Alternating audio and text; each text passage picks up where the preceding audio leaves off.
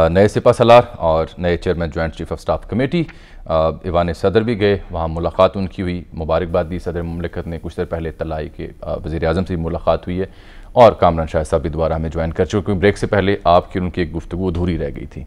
कामरान साहब, बात आपसे ये हो रही थी कि इतना बड़ा इदारा और वो कैसे इस सिलसिले से लाताल्लुकी रख सकता है मुल्क की सियासी सूरत हाल से, जहाँ अदम इस्तेहकाम और मुआशी सूरत हाल से जो स्ट्रेंथन नहीं है, तो उसका फिर हल क्या होगा? हल तो नाज़िम साहब पॉलिटिशियन तलाश करना है, वरना वो घर चले जाए और फौज को आप जो है वो प्राइम मिनिस्टर हाउस में बिठा दे जाके।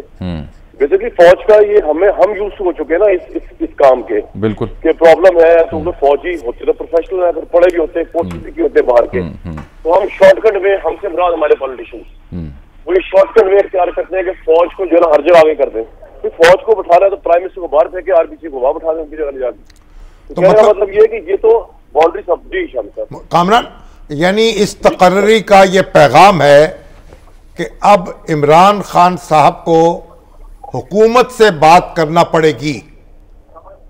ये सर आपने ना अखबार की लीड दी है, इतनी बड़ी बात की। बिल्कुल इस तकर्री का पैगाम है कि अब क्योंकि फौज तो हो गई है, अब पॉलिटिकल मामलात में बिल्कुल अपने आप को उन्होंने निकाल लिया है। अब इमरान खान साहब जिस बात में भर भर के अपोजिशन को से बात नहीं करते थे या आंखें दिखाते थे, अब उनको पॉलिटिशियन की तरह बिहेव करना पड़ेगा, क्योंकि फौज ने प्रोफेशनल फौज की तरह बिहेव करने का फैसला कर लिया। ठीक, चलिए अल्लाह ताला हम सबको मुबारक करे। ठीक है कामरान साहब, बहुत शुक्रिया आपके वक्त का। सर